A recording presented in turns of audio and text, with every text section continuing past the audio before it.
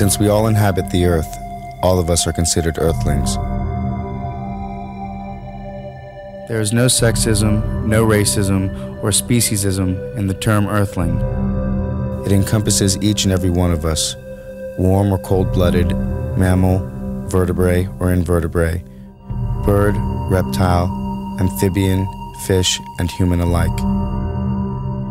Humans, therefore, being not the only species on the planet, share this world with millions of other living creatures as we all evolve here together.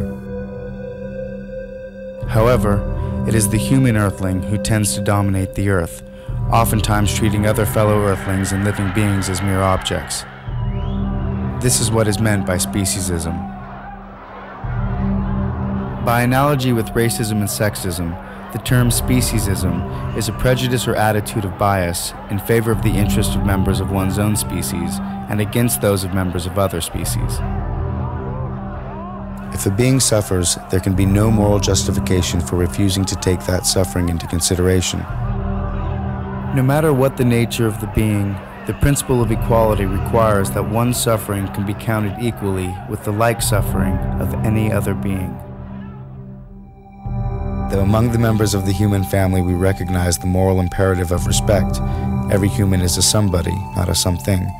Morally disrespectful treatment occurs when those who stand at the power end of a power relationship treat the less powerful as if they were mere objects.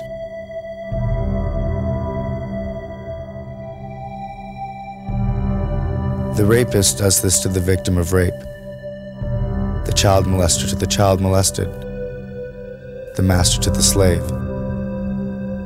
In each and all such cases, humans who have power exploit those who lack it. Might the same be true of how humans treat other animals or other Earthlings? Undoubtedly, there are differences, since humans and animals are not the same in all respects. But the question of sameness wears another face. Granted, these animals do not have all the desires we humans have. Granted, they do not comprehend everything we humans comprehend. Nevertheless, we and they do have some of the same desires and do comprehend some of the same things. The desires for food and water, shelter and companionship, freedom of movement and avoidance of pain. These desires are shared by non-human animals and human beings.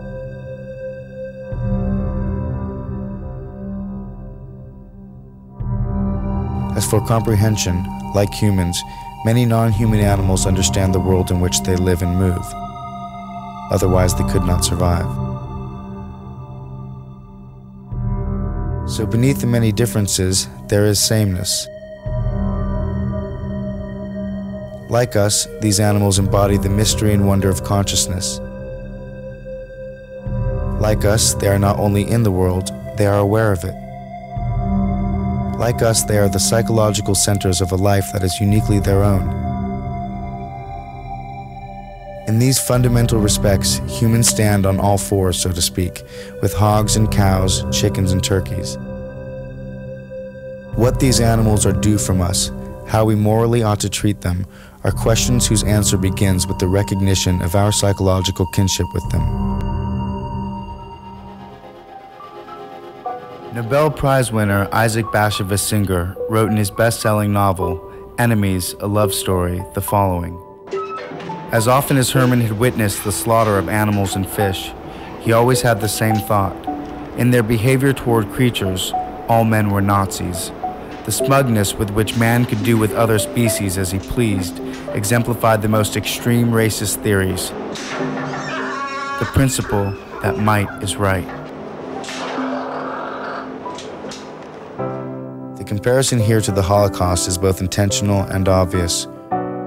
One group of living beings anguishes beneath the hands of another. Though some will argue the suffering of animals cannot possibly compare with that of former Jews or slaves, there is in fact a parallel. And for the prisoners and victims of this mass murder, their Holocaust is far from over.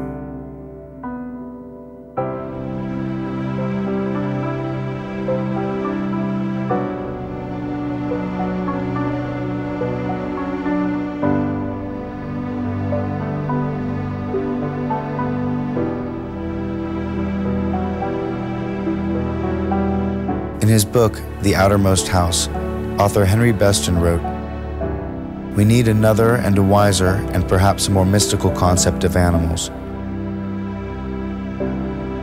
Remote from universal nature and living by complicated artifice, man in civilization surveys the creatures through the glass of his knowledge and sees thereby a feather magnified and the whole image in distortion. We patronize them for their incompleteness, for their tragic fate of having taken form so far below ourselves. And therein we err, and greatly err. For the animal shall not be measured by man. In a world older and more complete than ours, they move finished and complete, gifted with extensions of the senses we have lost or never attained.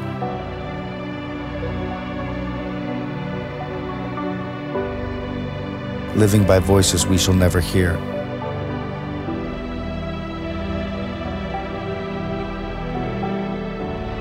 They are not brethren. They are not underlings. They are other nations, caught with ourselves in the net of life and time, fellow prisoners of the splendor and travail of the earth."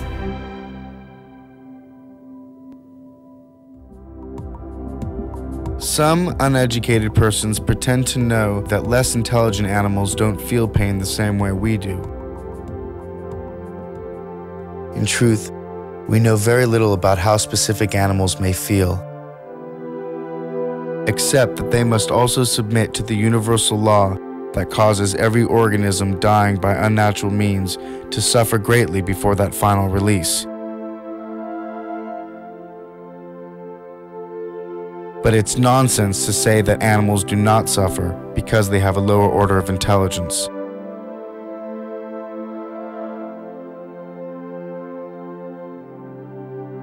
Pain is pain, conveyed by nerves to the brain, and there are other nerves than those of intelligence. Nerves such as sight, smell, touch, and hearing. And in some animals, these nerves are much more highly developed than in man.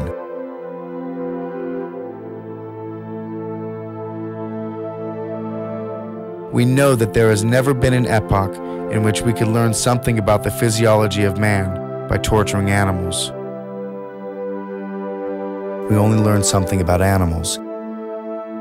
And if there is something we can learn from them on the psychological level, it is not by means of steel or electricity, much less so through psychic violences. The systematic torture of sentient beings, whatever the pretext and in whatever form, cannot achieve anything more than it already has. To show us what is the lowest point of debasement man can reach.